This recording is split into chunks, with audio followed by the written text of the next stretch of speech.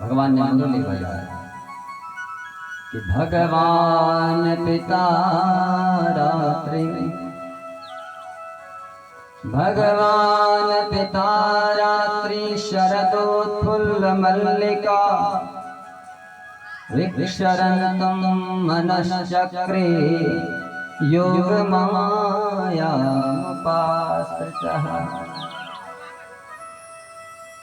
ऐसी दिव्य रात्रि है। शरद की निर्मल चंद्रिका में भगवान ने वेणु का वादन किया। सुखदेव स्वामी कहते हैं कि परीक्षित, इस वेणु को गोपियों ने सुना। भागवत जी में 2 बार वेणुनाद का वर्णन आया है। एक बार जब भगवान ने वेणु बजाया तो उस समय सर्वभूत मनोहरम्, चराचर जगत के जीव ने उस वेणु को सुना था। भगवान ने जब अपने अधरों पर उस वेणु को रखा और उस वेणु को जब बजाने लगे थे, चराचर जगत के जो जीव थे उन्होंने उस वेणु को सुना। और उस समय भी गोपियों ने उस वेणु को सुना था। और गोपियों के अंदर उस समय ये भाव आया था कि जो वेणु है ना, वेणु शब्द हमारे यहाँ पुरुष जाति का है। जो वेणु शब्द है ये पुरुष जाति का शब्द है। और इन गोपियों को ईर्ष्या हुआ। इस वेणु ने भगवान को अपना संगी बना दिया है। अब भगवान ने इसको अपनी संगनी बना दिया है। पुरुष होने के बाद भी भगवान ने इसको अपनी सखी बना दिया है। इसलिए भगवान इस वेणु को सदैव अपने अधरों पर रखते हैं। इन गोपियों को इस वेणु से ईर्ष्या का भाव इनके हृदय में प्रकट होता है। और इतना मधुर सुंदर संगीत उस वेणु से निकलता है, जो भी सुनता है वो केवल सुनता रह जाता है। कर्णपुटों का दोना बना करके उस मधुर तान अपने हृदय में लेकर जाता है। गोप्यः किमाचरदयं कुशलक्ष्म वेणुं दामोदराधर सुतामपि गोपिकानां। गोपी दूसरी सखी से कहती है कि अरे सखी इस वेणु को देखो ना, तो एक पल भी ऐसा जाने नहीं देता कि जिस समय भगवान से अलग हो गया। अब भगवान जब इसको बजाते हैं, अरे इसको तो बांसों के झुंड से काटा गया, इसकी हरियाली चली गई, सूख गई, लेकिन इसने हरि की यारी को नहीं छोड़ा।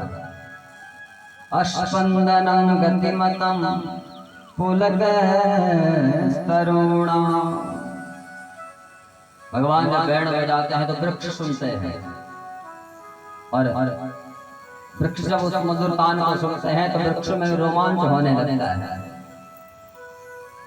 सखी कहते हैं कि अरे सखी, और वृक्षों को छोड़ो, गोविंद वेणु मनुमत्त मयूर नृत्य। अरे केवल वो वृक्ष तो क्या, जंगल के जो जीव हैं वो जब उस वेणु को सुनते हैं तो उनका मन मयूर नृत्य करने लगता है। गायें जो जंगल में चारण कर रही है, जहां उनके कान में वेणु का शब्द पड़ता है वो गायें वहीं स्थिर हो जाती हैं। गावश्च कृष्ण मुख निर्गत वेणु गीत पीयूषमुत्तभित कर्णपुटे पिबन्धः। गायें अपने कानों को खड़ा करके ऐसा लगता है कि उन्होंने कानों का दोना बना लिया हो, ऐसे अपने कानों को सिकुड़ा लेते हैं। कर्णपुटों का दोना बना करके भगवान के सुमधुर रस का पान करते हैं जो भगवान वेणु से निकाल रहे हैं। सखी कहती है कि अरे सखी, इस वेणु को सुनकर के सब मोहित होते हैं, पहाड़ द्रवित होने लगते हैं।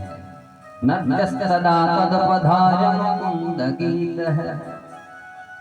नदियों का स्वभाव था बहना, नदियां अपने स्वभाव को भूल गई, नदियां स्थिर हो गई, इसलिए केवल उस मधुर तान को सुनते। गोपियों के अंदर भाव जग रहा है इस वेणु को भगवान ने अपना संगनी बनाया है, इसलिए वेदव्यास जी को भागवत में वेणु गीत लिखना पड़ा। गोपियां कहते हैं कि देखो ना वेदव्यास जी ने मानो इसको भी अमर बना दिया।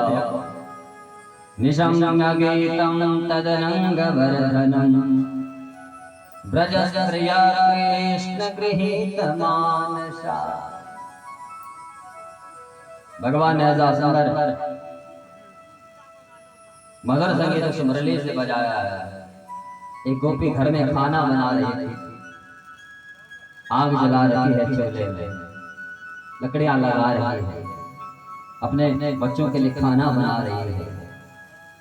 और भगवान ने जब मुरली से मधुर तान छेड़ी, उस गोपी के कान में वो आवाज गई, वो मधुर स्वर गोपी के कान में गया। लकड़ियों ने जो जल रही थी उन्होंने भी सुना, और मानव भी भगवान के विरह में हो रहे हैं। आपने देखा होगा जब कभी कभी हम लकड़ियों को जलाते हैं तो उन लकड़ियों के अंदर से जल निकलता है और लकड़ियां बुझने लगती हैं, धुआं होने लगता है।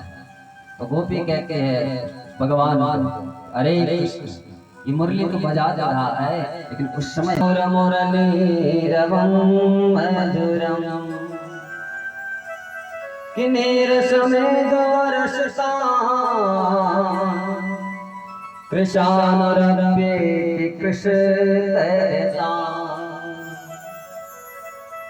गोपी कहते हैं कि कृष्ण जिस समय से ये मुरली बजा रहा है उस समय में अपने बच्चों को खाना बनाते हैं।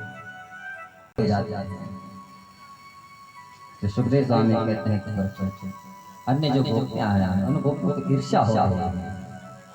कितना संग लागी रहे यह शौत शासन को, कि सुनते हो कहाँ बज जाऊं दरे, बिंद जाओगे नैनन के बानन में, कि यह हंस निवाज बड़ी विश्व करवावत है विश्व प्राण।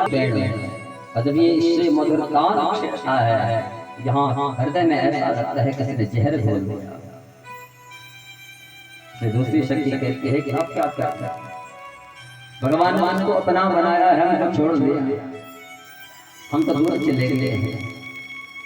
भगवान ने हर साल उस बेड़ा क्या कि अब है शुद्ध भोले हम भोरे भटो भंवरा जल बैठ सिसानन में, कुल कान जवाब निराख चहो दे रहो अंगुली दो कानन में।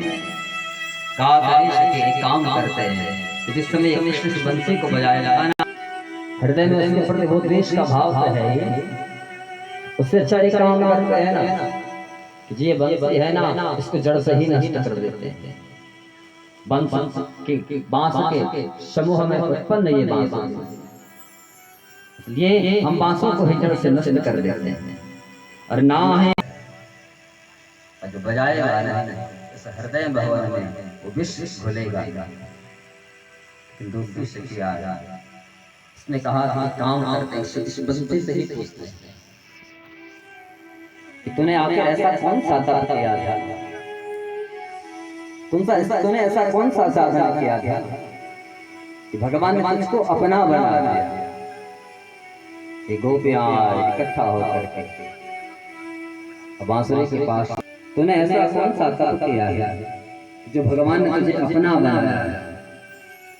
ये बांसुरी कहते हैं कि तुम मुझसे पूछते हो कि मैंने कौन सा तप किया कि हे वेदी शब्द मुझे मेरे परिवार से अलग कर दिया, काटी गई छाटी गई छीली गई छेदी गई पौरा पौरा गई छिद्र कर गई, पौरा पौरा गई प्यारी भई बांसुरी।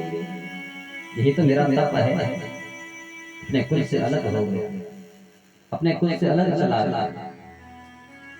भगवान ईर्ष्या का भाव रख रहे हैं, द्वेष का भाव रख रहे हैं।